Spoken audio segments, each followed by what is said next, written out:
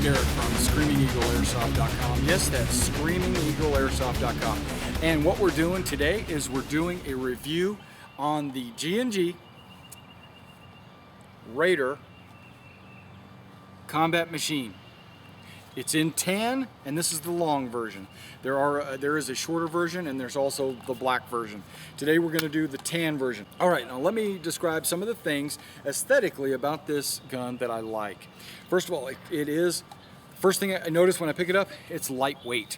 This gun is easy to carry, okay? This gun is mostly ABS plastic, okay?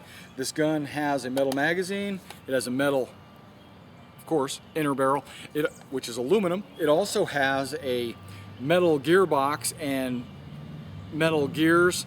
Of course, the piston and piston head and air nozzle and all that is plastic, but it has the G&G quality items in the gearbox, and a G&G quality workmanship.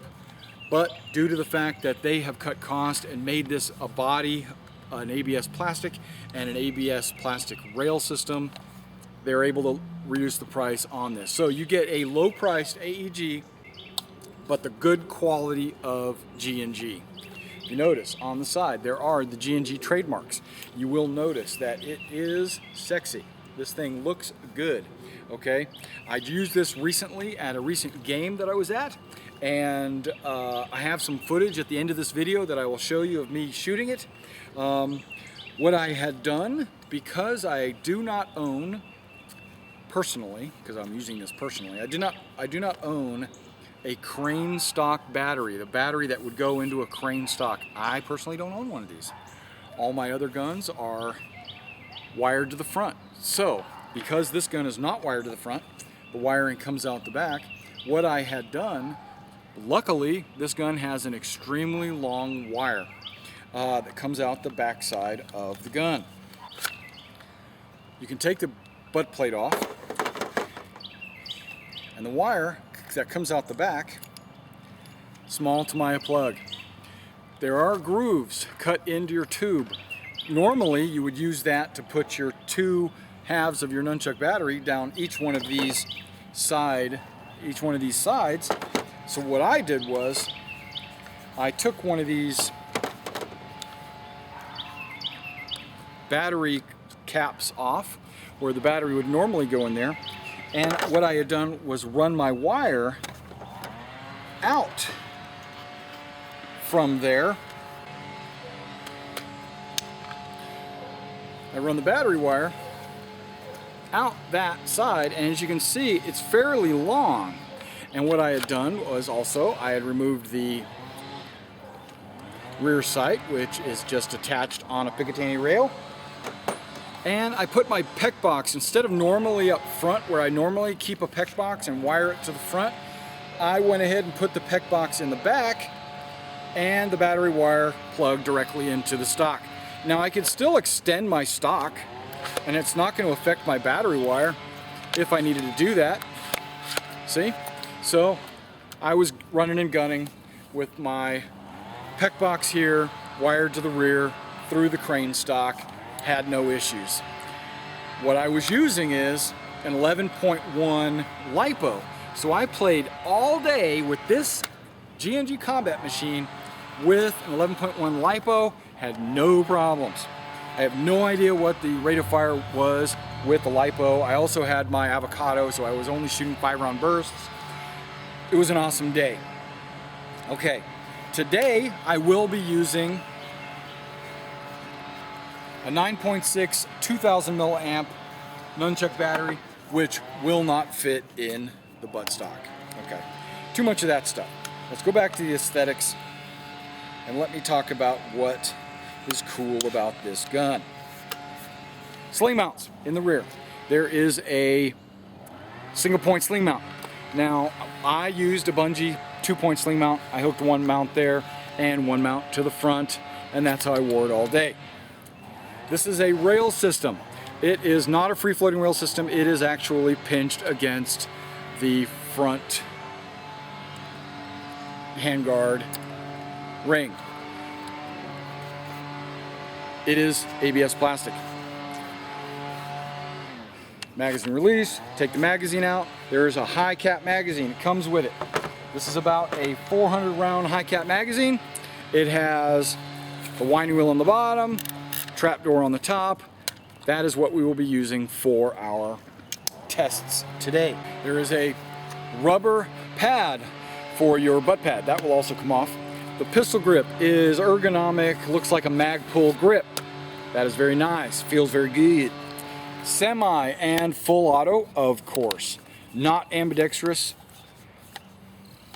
There is a bolt catch, does nothing.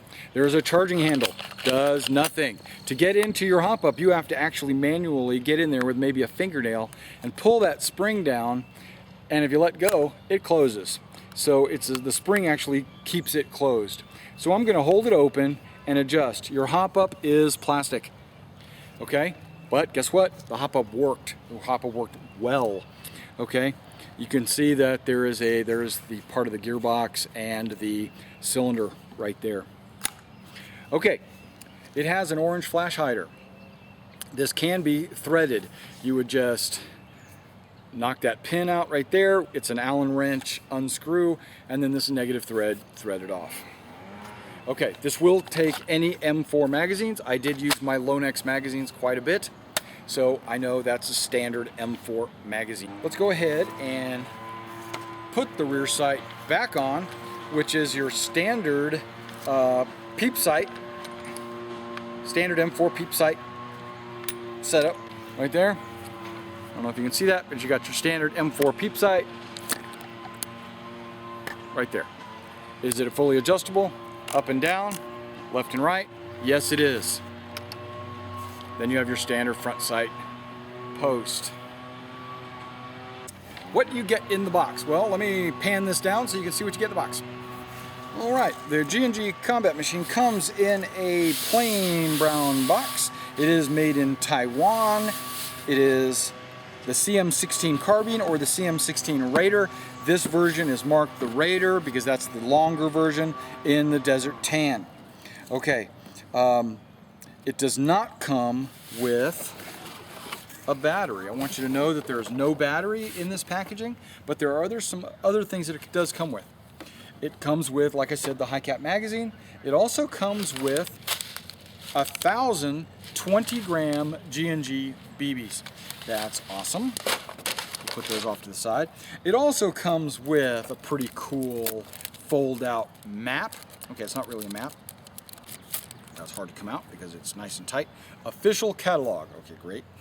But it's ginormous. It's something like a wall poster that you would go ahead and mount up on your wall in your arms room, and it shows all the different guns they make and the part numbers and their accessories and gearboxes and even their off-color guns for the European market.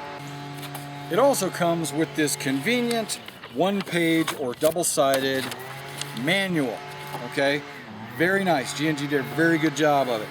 Explaining what kind of battery you needed, a two-sided nunchuck battery, butterfly battery, nunchuck battery. How to put it in, where to plug it, how not to do it in the front because you don't have that kind of a gun. You got the Raider, which is got the rail system. It even breaks down all the parts of the gun and labels them and tells you what they are. Basically, it doesn't go into a lot of details because you as a professional airsoft player, you already know all the details. So you don't really need to know that junk. Comes with a gun, comes with the magazine, comes with a cleaning rod tucked away and an unjamming rod tucked away in its own little compartment. That is it. Hard plastic, not some white styrofoam that'll get all over your room. As you can see, I've already wired it through the buttstock the way I wanted it. Let's go ahead and put some 20s through it and let's chrono it. 335.9. 330. 338. 332. You get the idea.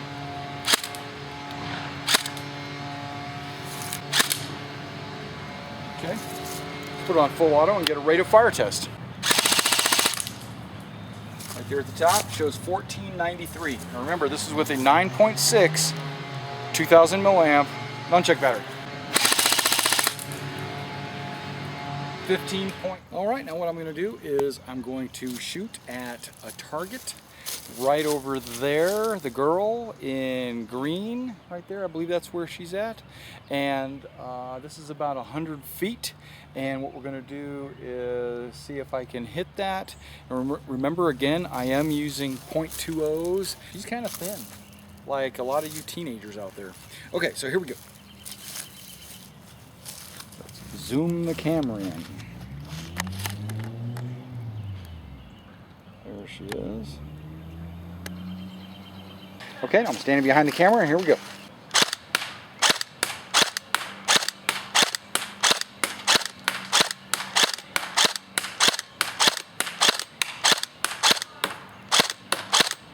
I think I have a 100% hit ratio. Okay, one missed. All right, now let's put on full auto and see what we get. I'm gonna try for that white disc on her shoulder. That's about 8 inches across. Using 20s, which as you know are intrinsically inaccurate. Here we go.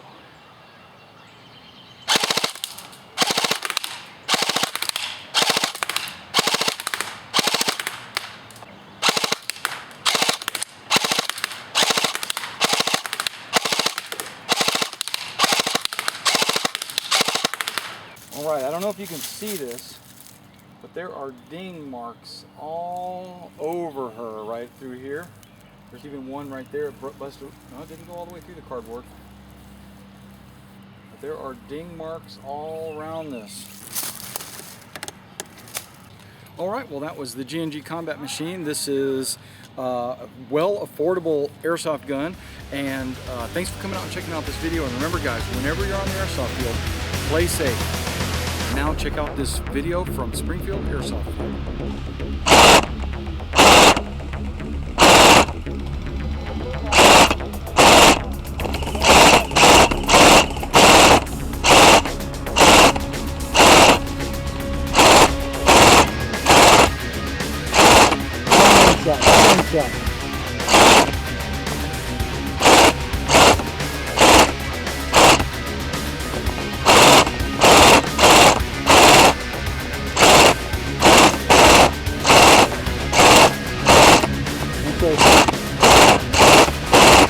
Right in there. Now I'm shooting from right to left. He's in and around that low board there. He just shifted to the left. He's moving left. He's looking through the woods.